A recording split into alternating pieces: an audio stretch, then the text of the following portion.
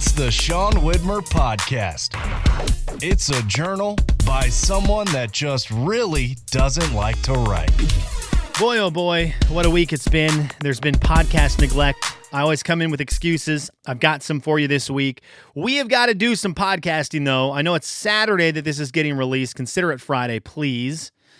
I've got to talk about my daddy-daughter dance with Olivia. We had a wild situation happen in the house. I got to talk water today on the podcast. And this is the age I'm at, Kelly's What Are You Into? We will get into all of that here in a second.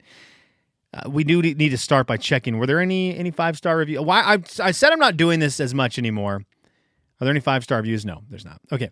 What else do I have to kick it off with? I guess thank you for listening. I do appreciate it. I don't even know if I want to start with the water. We'll figure that out.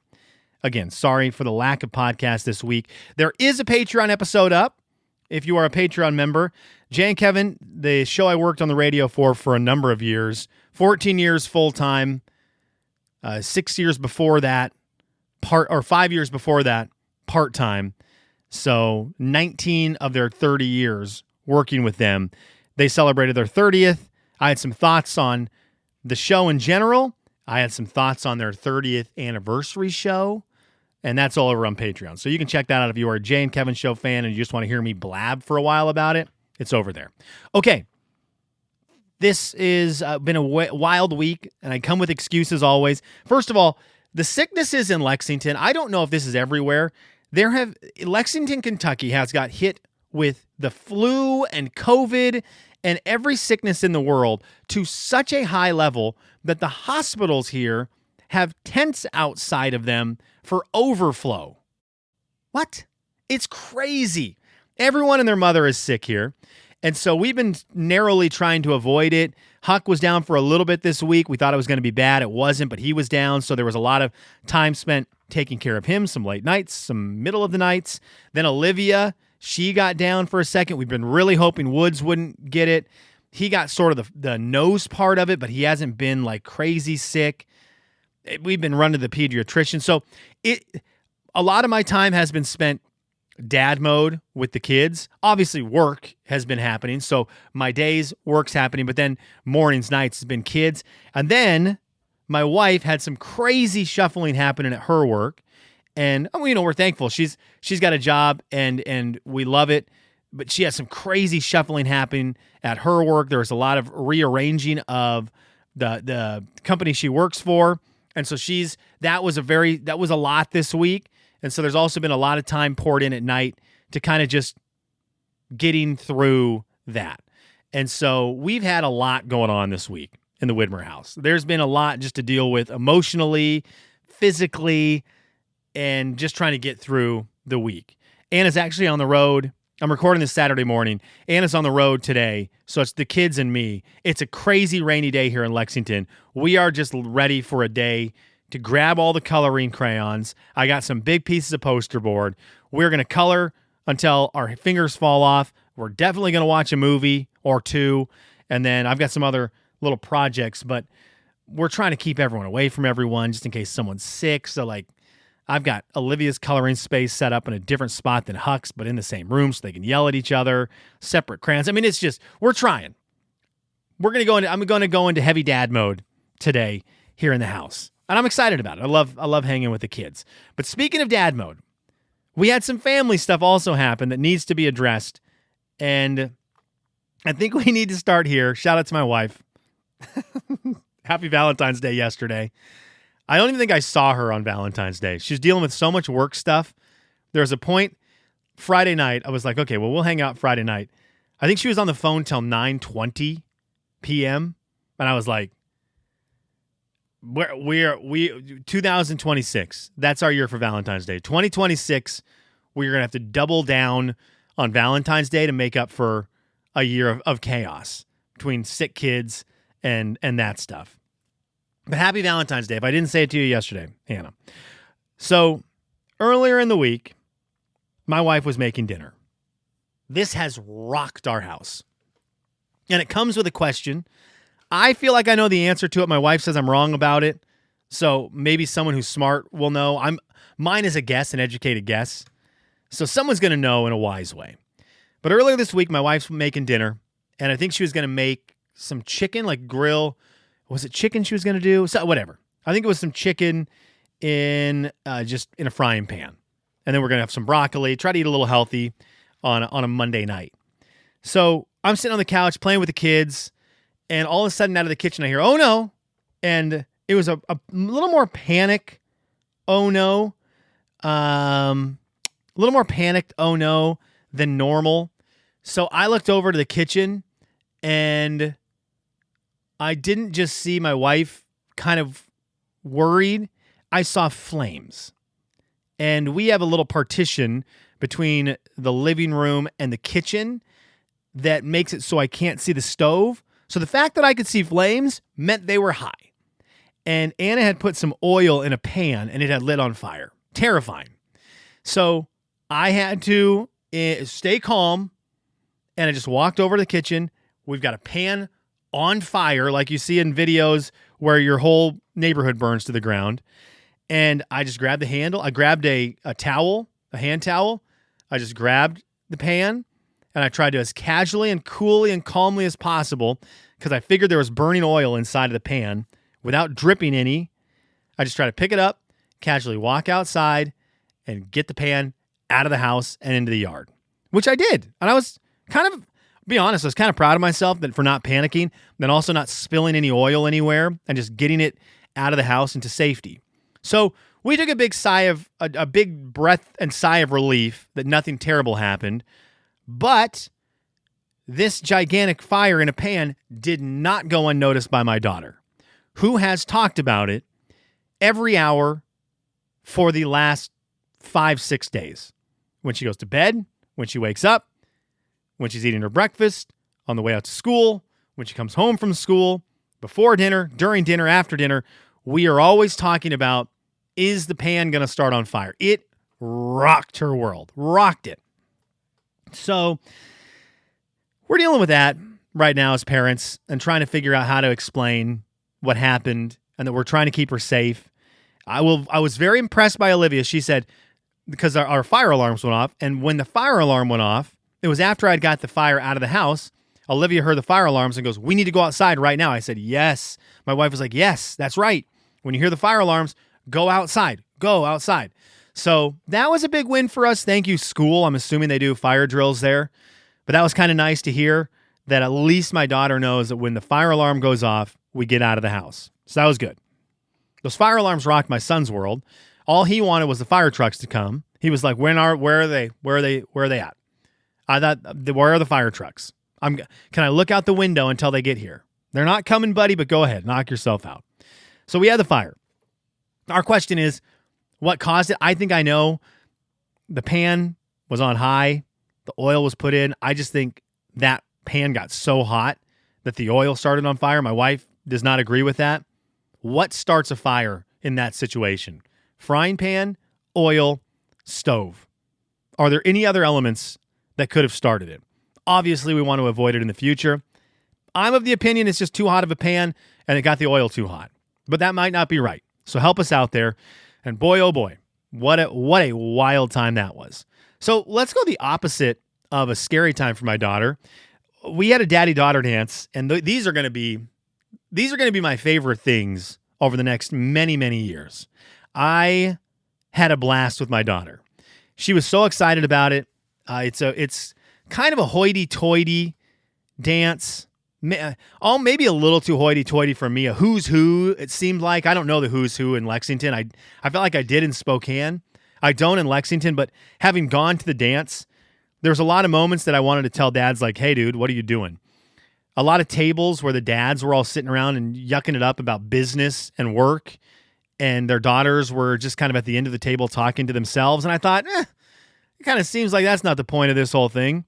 But that's the kind of vibe it had, where it was a lot of people were there to be seen. Well, my daughter and I were there for the reason of daddy-daughter dance. And this event throws on a really good daddy-daughter dance. So they've got a lot of cool things. They've got the Disney princesses there. They've got a big ballroom, a big hallway ballroom to dance in. Great music. They had dinner there, Chick-fil-A, nuggets and wraps, and Chick-fil-A sponsors it, or they have a deal with Chick-fil-A that they have their food there. So that was delicious. But here are my takeaways from this. It's the whole night started off with a major dad blunder. My wife's like, you need to get flowers for Olivia. Duh, need to get flowers for Olivia. I went to the store, and somewhere along the way of going to the store, I took Huck with me, which was not the smart play. We went into the store, and he goes into Sonic mode. So when he gets to a big space and he can run, he goes into Sonic mode and just wants to sprint everywhere. So I'm realizing this is a bad choice to take him to the store because I can't get him to stop. So I'm trying to get him to run towards the flowers so that as we're flying by, I can grab flowers, and then he's going to run off into a hallway. I'm going to try to grab him. An aisle, I'm going to try to grab him. Well, on our run, I don't even know what I was thinking. I grabbed a potted flowers. Flowers in a pot. I thought, oh, Olivia will love these. We can potentially plant them out in the backyard. Like totally in the moment, forgot what the flowers were for. Just thought, these will be great. We can plant them in our planter outside. We did that last summer. She loved it. Maybe more flowers will come out of it. She's going to love these flowers. What are you doing, idiot? Get a stinking bouquet of flowers that you can hand to her, and she can hold like a normal girl who's going to a daddy-daughter dance, instead of handing her a pot of dirt with 2 tulips sticking out of it. I mean, we're talking epic dad blunder. My wife has a picture that I need deleted forever of me handing my daughter a pot of dirt with flowers in it. Let's go to the dance. What a absolute knucklehead thing. The night went up from there. So from that point on, we were positive. But one of the things they had, and it was really cute, at the table where you eat dinner at this dance, they had for, I think this is probably going to be a thing for my daughter and me, even though right now we get along real well. I'm assuming, and I'll tell you who told me this, head coach of the Gonzaga Bulldogs, Mark Few. He had talked to us about the fact that Jay and Kevin's show, he would drive his kids during a segment where we did trivia, and he goes, it was great because it was a time where they would talk. So they could talk on the drive to school, and there was something to talk about. So it didn't have to be pulled out of thin air where, maybe your kids get too cool for school. They don't want to talk to mom and dad. We provided him with things to talk about with his kids. And that was great. Huckman is here. Hello, my brother. Fist bump. Fist bump. Brought his doggy in, my man. Anyways, if you're watching on YouTube, maybe a little Huck in the background. In his Christmas pajamas on this day after Valentine's Day. But this was my feeling of what Mark Few had told me. And they had put on the table a list of like 5 questions. And so I sat down, I saw him, I go, oh, let's do these with Olivia. So I pulled the paper over, and she was amazed. They had activities at the table. So I asked her the 5 questions, and I got done with them, and she goes, okay, read the next one. And I realized at this point, I've been given a magical moment here with my daughter because she can't read. She doesn't know how many sentences are on this thing. And she's answering every question because she thinks that's a necessity here at this dance. So all the questions that I ask her when she comes home from school that she never wants to answer, I can now pin it on this paper and I can get all the details. So we sat there for probably 30 minutes and I just asked her a laundry list of questions my wife and I always ask her that she doesn't give us answers to. And she was all in on answering. It was the cutest thing. It was the most fun. She was howling, laughing sometimes because she was so embarrassed with some of the answers she was giving, some of the things that I was making her answer that she would never answer at the dinner table. And it was great. What do you get in trouble for at school? And she's like, oh, I never want to answer this, but that's on the paper here, so I have to tell you. And so she'd giggle her way through it. It was an awesome, great parenting moment. I really loved that. Then, of course, we got to do the dancing. And this is back-to-back years going to a dance with my daughter where we've danced a whole bunch, and then she asked me to pick her up to dance with her. And, oh, hey, dude, fist bump. Got you, bro. And she falls asleep in my arms. This is back-to-back years of that. And it was really cute, and it's really fun. So she falls asleep in my arms. I'm like, well, it's time to go. It was 6:30. So we're walking back to the truck, and she's telling me about how much fun she had. And she goes, Dad, could we do something else? I said, yeah, what do you want to do? For some reason, she brings this place up a lot. My wife and my daughter went at one point last year to one of those pottery painting places, and they painted water dishes for our dog, who needed new water dishes. So my wife thought this would be a fun thing. Olivia loves painting. And they went and did this, and my daughter has not forgot about it. She brings it up all the time. So she said, if we could do anything, I would want to go paint pottery. I said, let's do it. So we went after this dance to do pottery. And I'm very excited about this for me personally, because we went there and we both got to pick an item we wanted to paint. So she went right up to this mug and grabbed it. It had a heart on it. And she said, Dad, I want to paint this mug for you. So when you drink your coffee, you can have a mug painted by me. So I'm in that. I was, of course, so excited. This is going to be my most cherished mug ever. Something my daughter picked out for me and then painted for me in her specific way, which she told me the whole time, I know you like blue and green, but I really think you're going to like pink. I said, okay. So I'll have this extremely pink mug from my daughter. I can't wait. And then I painted for her. She loves cereal. So I painted her a cereal bowl and put her name on it and gave her all the colors she needs. So we'll see how these turn out. I was laughing because we painted them last Saturday, and I assumed, I'll pick them up the next day or Monday. Oh, we don't get them till next week. We don't get them till the 17th. It takes over a week to get these things to their final form. So I made the dumb mistake while we're painting them to say, hey, Olivia, next week, when on school day, which they don't go to school Monday, they go Tuesday. I'm like, on school day, your next school day, you can have cereal out of your new cereal bowl. Well, of course, she hasn't forgotten that. So there's been nothing but disappointment from her this week because we don't have it. So thank you, Pottery Place, for that. But it was great. Anyways, Daddy-Daughter Dance was a total success. Loved it. I'm excited for more of those. It was super special. Sorry about the flowers, Olivia. I will do better next time. Golly, I want to talk about I mentioned at the beginning I want to talk about getting old, but I think I'm going to save that because we're already at 17 minutes, and I have my Kelly's What Are You Into? I think I'm going to save the thing about me getting old, and we're going to talk water here to finish off the podcast today. Thank you for listening, by the way. Kelly's What Are You Into? It comes with props. If you watch on YouTube, this one comes with props, and we will get to those here in a second. But I have, like a lot of people do at the beginning of the year, told myself I need to drink more water. Just in general, I need to drink more water. I'm bad at it. And I know it's good for you. It's healthy. I know it can also keep you from snacking, which is one of the big reasons I'm doing this. And so I need to do it. I need to do it. So I have had, and I'm going to hold it up for YouTube people, this water container. It is a Nalgene. It's got the blue lid on it. It's kind of a blue tint. It says REI on it. That's where I bought it. A Nalgene container. I bought this in 2004. I bought it my first year in radio. I bought it 2 months into my radio career. So I started radio in August 2004.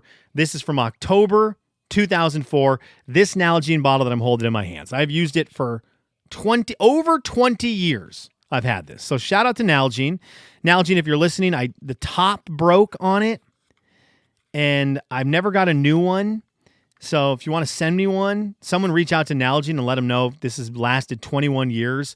The amount of camping, the amount of cool camping trips this has been on, the amount of week-long concerts this has been to and survived, the amount of different liquids that have been in this thing, insane. Nalgene, I need a new lid. So I've used that forever. And I've had an opportunity to have a ton of water bottles in the last 20 years. And I've been given a ton of water bottles at events, from my wife, who always has new ones. And so she wants to give me her hand-me-downs. She's like, use a Stanley. I didn't want to do that. Well, at our company Christmas party this year, Mary, who's the best, she gave all the employees these. And I'm holding them one up. They are Owala, O-W-A-L-A, Owala water bottles. They've got our company's logo on it, holding it up for the camera. If you're watching on YouTube, they got our initials engraved on them. And so we got these water bottles. And I was like, oh, that's cool. And I as I left, I was like, these are really cool. I'll never use it. I use my Nalgene. But to be honest with you, I don't really use my Nalgene. They're hard to drink out of. I don't love unscrewing it, rescrewing it all the time. So one day I thought I'm going to try this one out. Not realizing, because it just looks like when you open it up, it looks like the top, it doesn't have a straw sticking out of it. The top of it just looks like an open spout that you would tip it in your mouth and you drink your water out of. And I was like, that's cool.